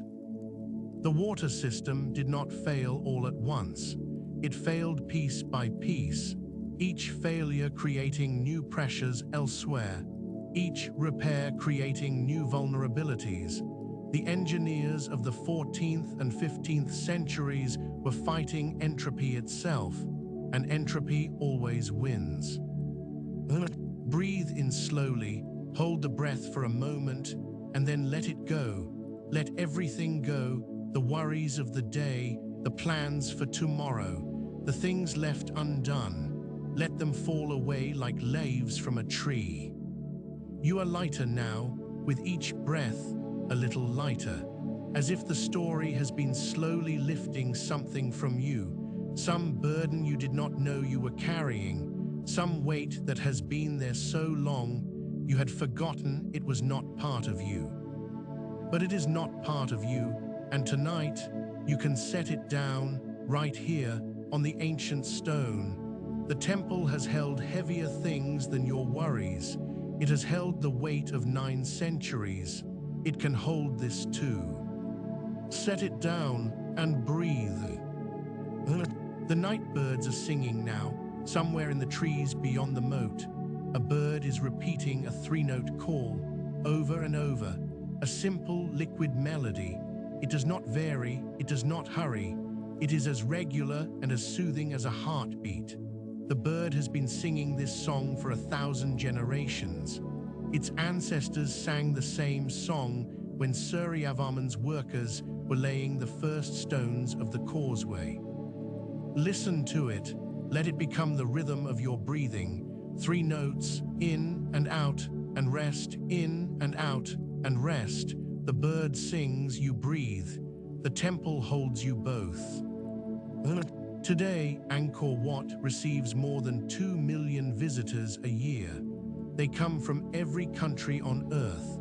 They come to see the sunrise. They come to walk the galleries.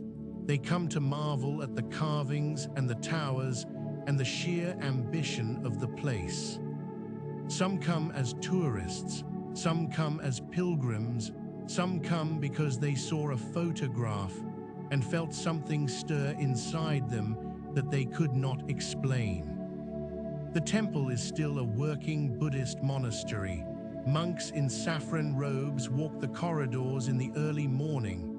Their bare feet silent on the stone, they light incense at the central shrine. They chant in Pali, the ancient language of the Buddhist scriptures. The sound carries through the galleries, soft and rhythmic, like the pulse of the temple itself. If you are very quiet and very still, you can hear the chanting from the reflecting pool at dawn. It drifts across the water like smoke, like memory, like the echo of a voice that has been speaking for centuries and has no intention of stopping. The monks are the latest in an unbroken line that stretches back to the 13th century. When the temple was converted from Hindu to Buddhist worship, monks came to live here, and they have never left. Through the decline of Angkor, through the centuries of obscurity, through the French colonial period, through the wars, through the Khmer Rouge, monks have been here, praying, chanting, maintaining the sacred flame. They are the temple's memory, its living connection to its own past. Without them, Angkor Wat would be a museum, a monument, a beautiful ruin. With them, it is still a temple, still a place where the divine is invoked and honored and felt. There is a tree at Angkor Wat, a silk cotton tree. It grows near one of the smaller structures in the outer enclosure. Its roots have embraced a wall, wrapping around the stones like the fingers of an enormous hand. The tree is ancient, perhaps 300 or 400 years old. It has grown here, slowly, patiently, while empires rose and fell, while wars were fought and peace was restored, while the world changed in ways that the tree cannot comprehend. And the tree does not care about any of it. It simply grows. It reaches for the light. It sends its roots deeper into the earth. It does what living things do. There is something comforting about that, about the patience of trees, about the indifference of stone, about the way the natural world simply continues, regardless of what we humans do or fail to do. The temple will be here long after we are gone, long after our worries and our fears and our ambitions have faded to nothing, long after the things that kept us awake tonight have been forgotten by everyone, including ourselves. The stones will remain, the carvings will remain, the faces of the Devatas will continue to smile their enigmatic smiles, whether anyone is there to see them or not. And somewhere in the moat, a fish will rise to the surface. It will take an insect from the water, leaving a single perfect circle of ripples that expands outward in the moonlight, touching the stone banks, and then fading to nothing, and the water will be still again, as if nothing had happened, as if nothing ever happens, as if the only thing that exists is the stillness itself. The evening light at Angkor Wat is different from the dawn.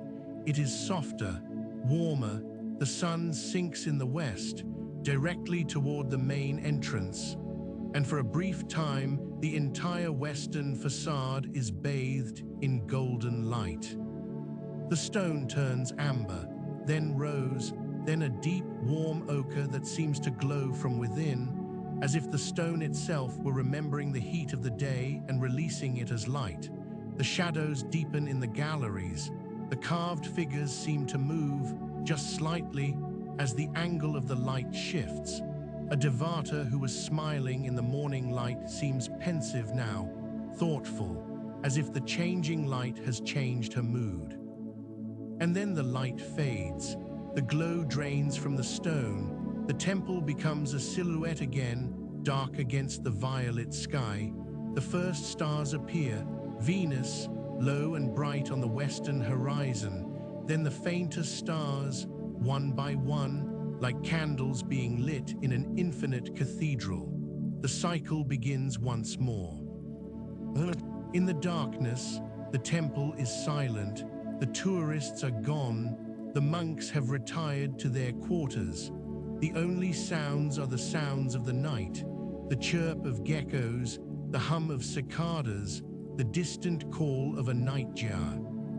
And the moat, that great rectangular ocean, reflects the stars, thousands of them, a mirror of the sky, so that the temple sits between two infinite spaces, the darkness below and the darkness above, held in place by nothing more than the faith and skill of the people who built it. 900 years. 900 years of monsoons and droughts and wars and peace. 900 years of roots pushing through cracks and conservators pushing them back. 900 years of sunrise and sunset, of light and shadow playing across the carved stone. And the temple endures. Not unchanged. Nothing endures unchanged. The stone has weathered. Carvings have been worn smooth by rain and touch. Blocks have shifted. Towers have cracked. Some things have been lost forever. But the temple endures. It stands. It rises from the Cambodian plain like a dream made solid, like a prayer carved in stone, like the answer to a question we have not yet learned to ask. And now, slowly, gently, the story begins to wind down, like a river approaching the sea. The current slows, the banks widen, the water spreads out, calm and warm and unhurried. There is not much more to tell. The temple stands. It has always stood. It will go on standing long after the last page of the last history book has crumbled to dust. The stone endures. The carvings endure. The idea endures that human beings can take the raw materials of the earth and shape them into something that touches the divine. That is the gift of Angkor Wat. Not the stone, not the engineering, not the astronomical alignments or the hydraulic systems or the 600 meters of bas-relief. The gift is the audacity, the sheer, breathtaking audacity of believing that such a thing was possible and then making it real. And now the night deepens. The moon has risen over Angkor Wat. It is not a full moon, just a slender crescent, hanging in the western sky like a silver earring. Its light is faint, barely enough to see by, but it touches the tips of the 5 towers and turns them to pewter.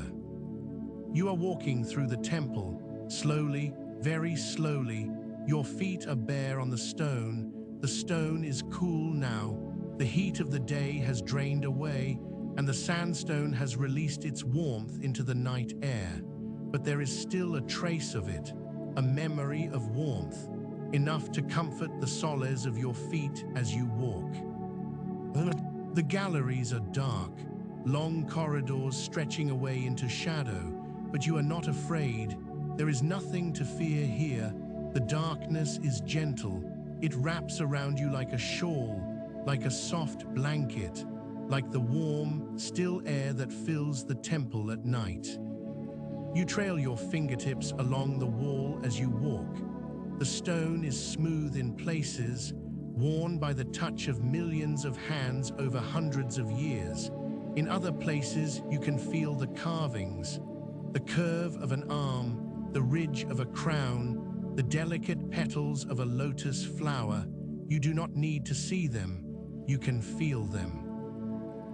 Somewhere water is dripping, a slow, steady drip, perhaps from a crack in the ceiling where the monsoon rains have found a way in, perhaps from condensation, the warm night air meeting the cool stone. The sound is rhythmic, hypnotic, like a clock, but slower, much slower, measuring time not in seconds, but in something deeper, something older. Dripper, dripper, dripper. Each drop falls into a small puddle on the gallery floor. You can hear the faint splash, and then the ripple, and then the stillness, and then the next drop. It is the most patient sound in the world. You come to a doorway. Through it, you can see the courtyard. The sky is a deep, deep blue, not black. The stars provide just enough light to see the outline of the central tower rising above you. Its lotus-bud peak is darker than the sky, a silhouette against the stars. The air smells of night-blooming jasmine. Somewhere in the grounds of the temple, a jasmine vine has climbed a wall and opened its flowers to the darkness. The scent is sweet and heavy and impossibly lovely. It drifts across the courtyard on a breath of warm air and reaches you where you stand in the doorway. Breathe it in. Breathe it in slowly. Let the scent fill your chest. Let it settle into your body. And as you breathe out, let the last remaining tension leave you, all of it, every trace. You have carried it long enough. The night is here, the temple is here, and you can let it go. You sit down, right here, in the doorway. The stone threshold beneath you is smooth and warm. You lean your back against the doorframe and look up at the stars. The Southern Cross is visible, low on the horizon. The Milky Way stretches overhead in a great luminous band, brighter than you have ever seen it, because here, in the forests of Cambodia, there are no city lights to dim it. The sky is as the builders of Angkor Wat would have seen it, unclouded, undiminished, full of light. Your eyes grow heavy. The stars begin to blur. The sharp points of light soften, spreading into gentle halos. The tower above you seems to sway very slightly, or perhaps it is you who sways. It does not matter. The movement is gentle, rocking, like a boat on still water, like a cradle rocked by an unseen hand. Your hands are warm. They rest in your lap or at your sides, palms open, fingers slightly curled. There is no tension in them, no grip, nothing to hold. The last threads of the waking world are slipping through your fingers like water, like fine sand, like the warm tropical air that drifts through the galleries of the temple. And you let them go, you let everything go. The day, the night, the story, the stone, you release it all into the darkness, and the darkness receives it, gently, gratefully, as the earth receives the rain. The sounds of the night are very far away now. The geckos, the cicadas, the drip of water, they are still there, but they have receded. They have become part of the silence rather than interruptions to it. A silence that is not empty, but full of the breathing of the stone, full of the slow growth of the trees, full of 900 years of moonlight falling on this exact spot. You are drifting now, drifting like mist across the moat at dawn, drifting like incense smoke rising through the galleries, drifting like the slow, patient growth of roots through ancient stone. There is nowhere you need to be, nothing you need to do. The temple will be here when you wake. It has been here for 900 years. It will wait for you. Let the images soften, let them blur at the edges, the towers, the carvings, the moat, the trees, let them dissolve into warm golden light, into darkness, into stillness. Your breathing is slow now, deep and even. Each breath carries you further from the waking world and closer to sleep. Each breath is a step along the causeway, crossing the cosmic ocean, leaving the ordinary world behind. Imagine the moat in the moonlight. The water is perfectly still, not a ripple, not a breath of wind. The surface is a mirror, and in it, the temple is reflected, a perfect double, an upside-down world of towers and galleries and carved stone. And you are sinking into that reflection. Slowly, gently, like a stone dropped into still water, you pass through the surface, and the reflected temple rises around you. It is the same temple, but softer, quieter, more peaceful, a dream version of the real. The stone here is warm to the touch. The air is sweet. The darkness is kind. In this reflected temple, the Devatas are still smiling, their stone lips curved in the same gentle expression they have worn for 9 centuries. They watch over you. They have watched over everyone who has ever fallen asleep within these walls. Pilgrims and monks and kings and children. They smile for all of them. They smile for you. The Devatas smile in their niches. The Nagas guard the entrance. The lotus buds crown the towers.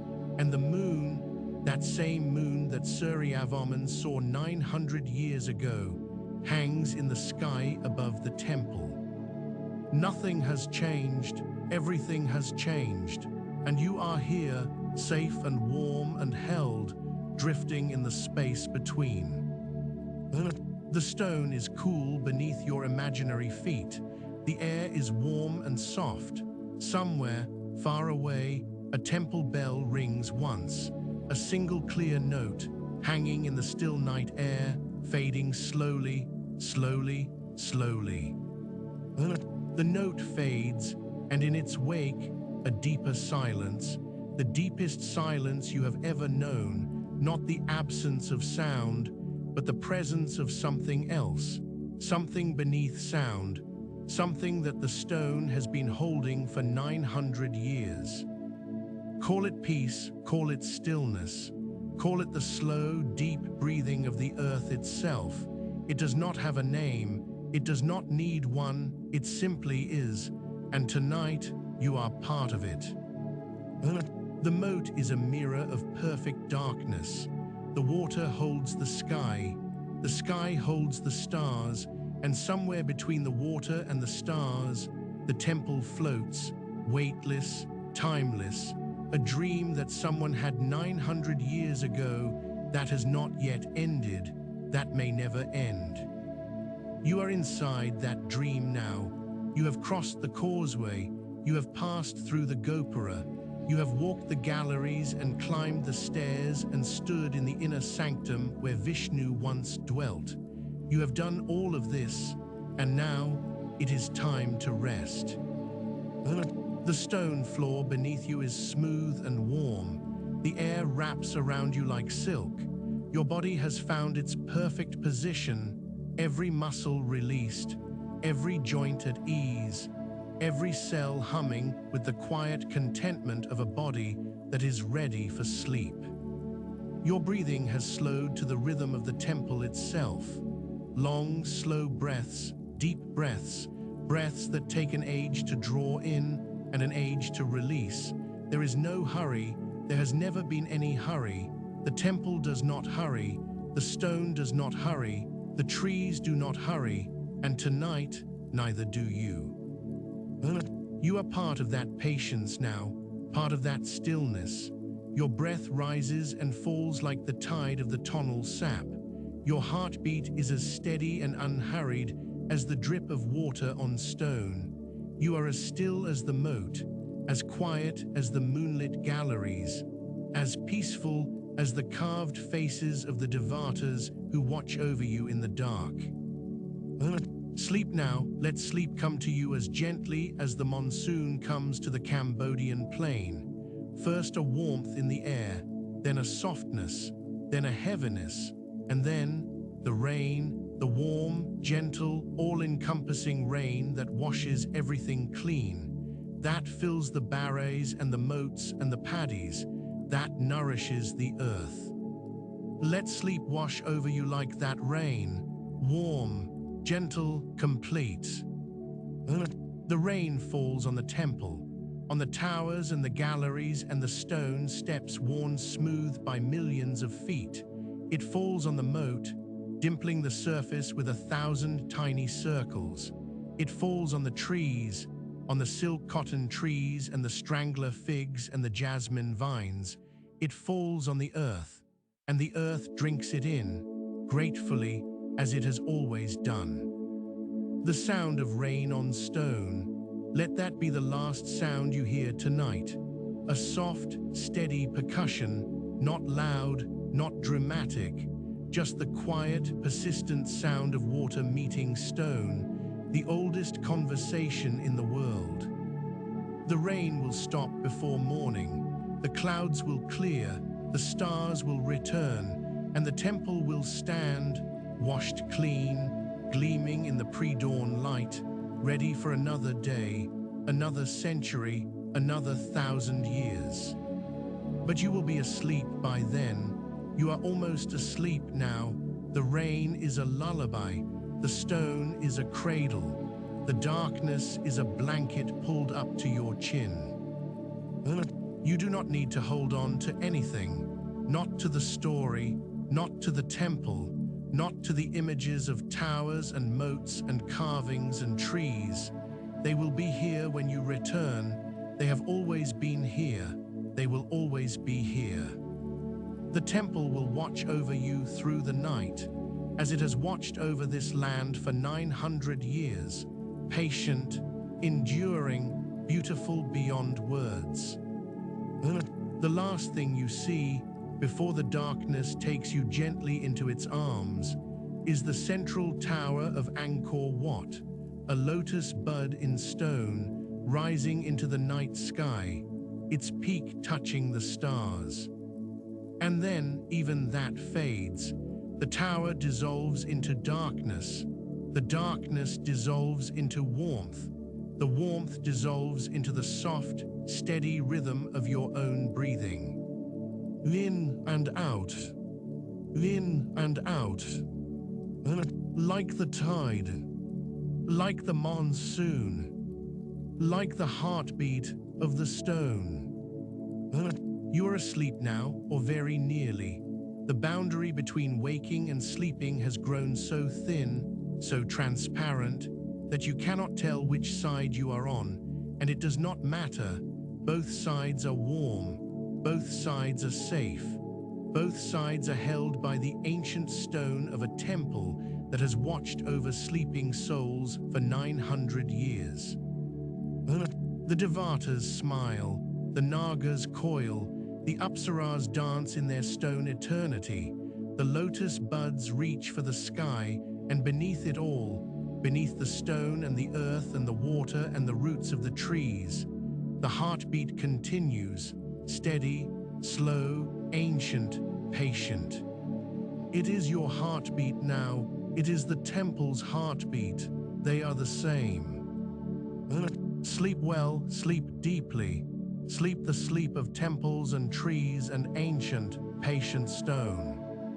The night is long, The darkness is kind, and the temple, your temple, stands guard. Good night. Thank you for listening, and sweet dreams. If you enjoyed this, there are more stories waiting for you.